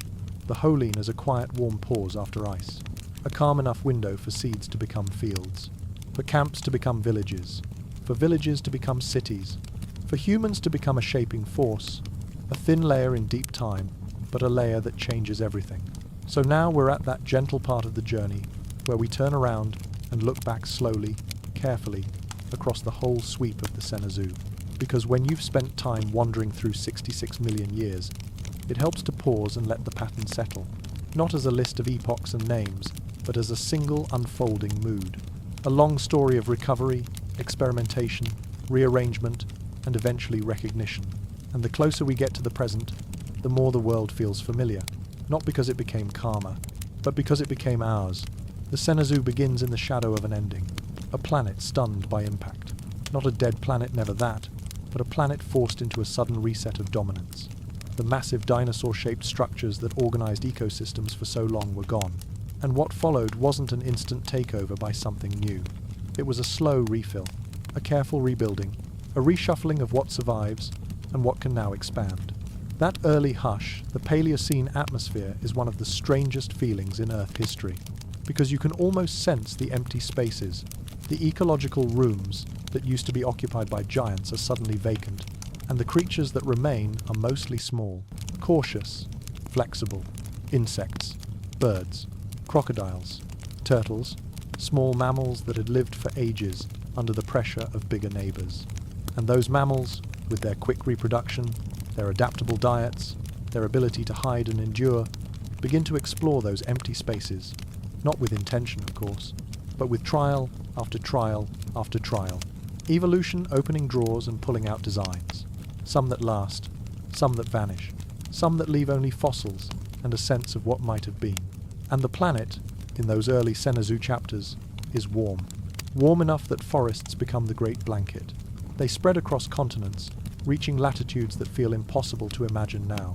A green world, a greenhouse world, palms in places that now freeze, crocodiles in regions that now hold snow. And within those forests, life multiplies. Primates appear as small tree dwellers. Bats take the night sky. Early whale ancestors begin their slow drift from riverbank to open sea. Mammals experiment with size, some growing heavy and bulky, others staying small and nimble. And one of the most striking moments in this warm world is the Paleocene-Eocene thermal maximum, that brief planetary fever where greenhouse gases surged and temperatures rose sharply, a time so strongly imprinted in sediments and fossils that we can still read its signature like a sudden dark line in the rock. It's a moment that shows how fast the planet can shift when carbon floods the atmosphere, but it's also a moment of biological motion. Mammals spread, ranges expand, evolution quickens, and then, gradually, Earth begins to cool. Not overnight, not in a dramatic collapse, but in a long trend driven by the deep machinery beneath our feet, continents shifting, Antarctica becoming isolated by a circumpolar current, ice beginning to take hold at the poles, mountains rising, especially the Himalayas, changing winds, rainfall, and chemical cycles that draw down carbon dioxide. And as cooling continues, the forest blanket starts to tear in places, not disappearing entirely but retreating, fragmenting, giving way to new open habitats. And this is where the Senezu changes its rhythm again, because grasslands begin to rise, slowly at first, then more boldly. And grasslands are not just forests, but shorter. They're an entirely different kind of stage. Open visibility, seasonal pulses of growth, a world where speed matters more than climbing, where endurance matters more than hiding, where herbivores face a new challenge. Grass is tough, abrasive, silica-rich, and so teeth evolve. High-crowned grinders appear, legs elongate, bodies streamline, herding becomes more common. Migration emerges as a strategy. Predators respond, pack hunting, pursuit, ambush in open terrain. And the landscapes become louder, more mobile, filled with movement. While all of this is happening, the continents themselves are continuing their slow rearrangement. India colliding with Asia and pushing the Himalayas upward. Africa pressing into Eurasia, reshaping the Mediterranean and raising mountains. South America isolated for so long, running its own strange evolutionary laboratory. Australia drifting away, becoming a world of marsupial experiments. Seaways opening and closing, redirecting ocean currents, moving heat around the globe, steering climate. And then late in the Senezu, the planet leans fully into an icehouse mode. Ice isn't just a polar decoration anymore. It becomes a system, a feedback loop, a driver. And once glacial cycles begin in the Pliocene, the world starts breathing in long, cold pulses. Ice advances, sea levels fall, land bridges appear, habitats shift, then ice retreats. Sea levels rise, roots drown, populations isolate or reconnect, and this rhythmic instability shapes life deeply. It produces the world of megafauna, huge herbivores adapted to cold, open landscapes, predators tuned to chasing them or ambushing them, a planet of wide horizons and big silhouettes. And in the middle of that world, late, almost unbelievably late, humans appear, not as instant rulers, not as unstoppable conquerors from the start, but as fragile, clever survivors in a shifting environment. And what makes humans different isn't that they're stronger than the other animals. They aren't. What makes them different is that their most important adaptation becomes cultural. Tools improve quickly. Strategies spread through teaching. Fire becomes portable warmth. Knowledge accumulates. Groups cooperate. And the species becomes capable of occupying almost any niche, not by evolving a new body for each environment, but by inventing new ways of living. This is where the Senazoo story changes tone. Because once culture becomes the engine of adaptation, time starts speeding up. And as humans spread, they begin interacting with megafauna in ways that stack pressure on top of climate shifts. In some places, megafauna communities collapse. In others, they persist longer. But globally, the later chapters become quieter as many giants vanish. And then, as the last big ice peak ends and the Holene begins, the planet enters a warmer pause. Sea levels rise, coastlines move, forests return in some regions, and humans already present across much of the world step into a climate window stable enough to support agriculture. And agriculture is the turning point that changes the human relationship to Earth. Because once you farm, you engineer, you clear land, you redirect water, you move species, you domesticate plants and animals, you settle. Villages become cities. Cities become civilizations. And in a geological blink, humans become a global influence. So, when we look back across the Senazoo, you can feel the pattern. A world rebuilt after catastrophe. A warm, forested planet. A slow cooling trend. Grasslands rising. Ice cycles pulsing. Megafauna flourishing and fading. Humans stepping in late, and then human activity accelerating until it becomes one of the dominant forces shaping the modern Earth. And the thing that makes that reflection so strange and so personal is that the Senazoo isn't finished. We are still inside it. The air you breathe, the climate patterns you live under, the animals that share your world, whales, birds, cats, deer, primates, are all products of this same age. We're not separate from the story. We're the newest characters in it. And what makes this moment feel heavy, in a quiet way, is that we've become a kind of hinge. For most of the Senazoo, change came from outside the decisions of living creatures, ice, mountains, ocean currents, carbon cycles. Now, humans make decisions that steer carbon cycles, decisions that reshape habitats, decisions that influence extinction rates. So the late Senazoo asks us something that earlier chapters didn't need to ask. What do you do when you're not only living in history, but writing it? It's a strange thought to hold as you're winding down at night. Somewhere you're lying in bed, maybe, or sitting in dim light, and literally under you are layers laid down by these ages.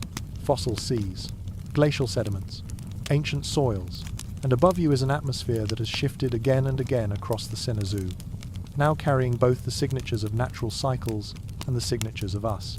The reflection, then, isn't just a summary, it's a reminder that Earth has never been static, that stability is always temporary, that life survives by adapting, and adaptation often comes with unexpected costs, and that we, as late arrivals, carry the story forward, whether we mean to or not.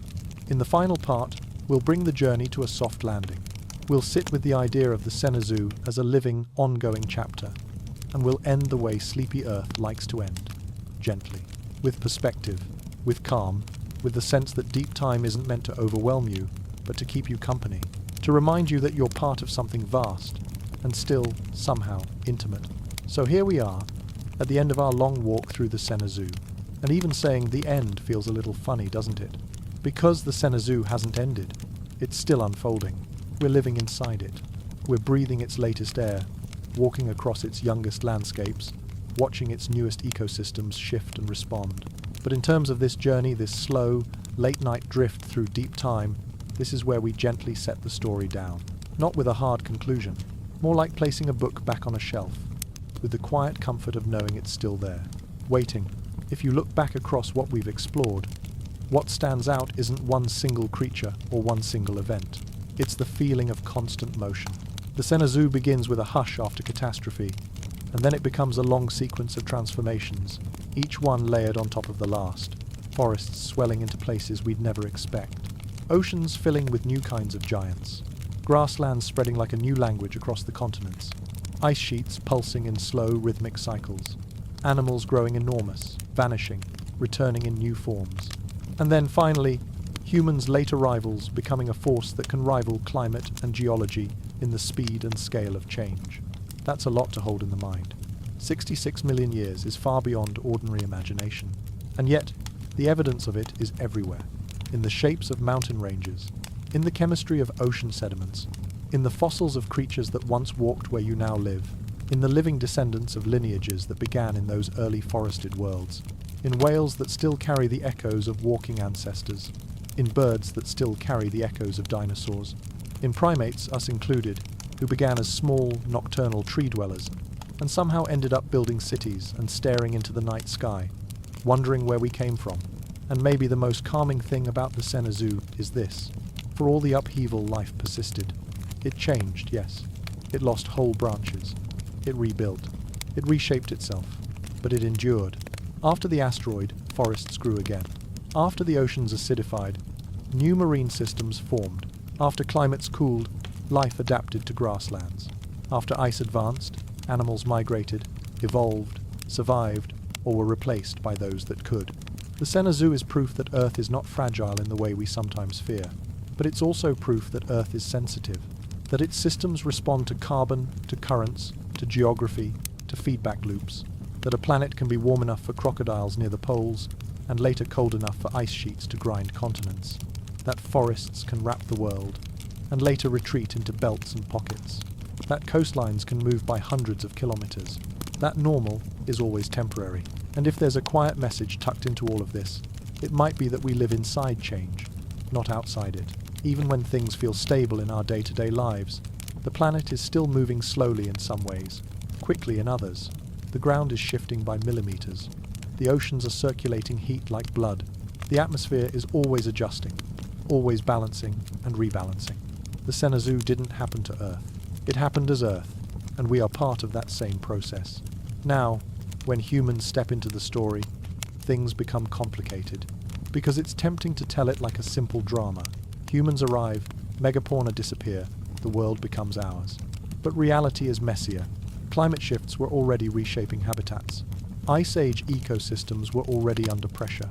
And humans became one more force, sometimes subtle, sometimes strong, stacking pressure, changing landscapes, adding new variables. The truth is, humans didn't invent change. We inherited a planet that was already changing, but we did become unusually good at accelerating it, at reshaping the environment faster than many systems can comfortably adjust. And that brings a kind of responsibility that no other creature has ever carried in quite the same way. Not because we're outside nature, but because we're capable of acting with awareness. We can see patterns. We can study the past. We can recognize what rapid carbon release did during events like the Paleocene-Eocene thermal maximum. We can measure how ice responds to warming, how oceans respond to chemistry shifts, how ecosystems respond to disturbance. We can make choices. And whether we like it or not, those choices now become part of the Sena Zoo record. Some future layer of sediment, some future signal in ice or rock or soil will carry the imprint of our time. That's a heavy thought if you press it too hard. But you don't have to press it. Tonight, we can just let it be what it is. A reminder that we're living in a story much larger than ourselves. A reminder that the world under your feet has been many worlds. And a reminder that the world around you, your sky, your weather, your coastlines, your living creatures, is not separate from history. It is history, still happening. So maybe take a moment and notice where you are, not in a dramatic way, just in a simple, grounding way. The room you're in, the sounds around you, the temperature of the air, the feeling of the surface you're resting on, because all of that exists within the Sena Zoo present. And the Sena Zoo present is an extraordinary thing. It contains the echoes of tropical forests that once covered Greenland. It contains the fingerprints of glaciers that carved valleys and left behind lakes. It contains the deep memory of whales learning to swim and primates learning to climb. It contains the legacy of megafauna whose silhouettes once dominated horizons. And it contains us modern humans, strange, imaginative animals who can look back across deep time and feel wonder instead of just confusion. That ability to feel wonder is something I think is worth keeping, because wonder softens fear. Wonder makes the vast feel less threatening. Wonder turns time into a companion rather than an abyss. And that's part of what Sleepy Earth is about. Taking big stories and letting them unfold slowly enough that they don't overwhelm you. Letting deep time feel like a quiet backdrop, not a loud alarm. So as we close this journey, I'll leave you with one last image. Imagine the Xanadu as a long night sky stretched over 66 million years. Early on, the stars are unfamiliar strange mammals, newly forming ecosystems, forests that reach the poles. Then, slowly, patterns emerge. Grasslands become constellations. Whales become bright moving points in the ocean dark. Ice ages pulse like distant signals. And near the end, one small light appears. Humans faint at first, then growing brighter. Not because we're better, but because we're noisy and busy and everywhere. And now, in the present, you're looking up at that sky from inside the story. Not above it, not outside it. Inside it, a living point in the latest chapter of the Xanadu. And if that thought feels too big, that's okay. You don't have to hold all of it at once. You can just let it drift by, like clouds crossing the moon. Because the planet has been here through warmth and cold, through forests and ice, through extinction and rebirth. And tonight, wherever you are, it's still here, breathing its slow geological breath, carrying you, holding you, and continuing the story quietly, patiently, into whatever comes next.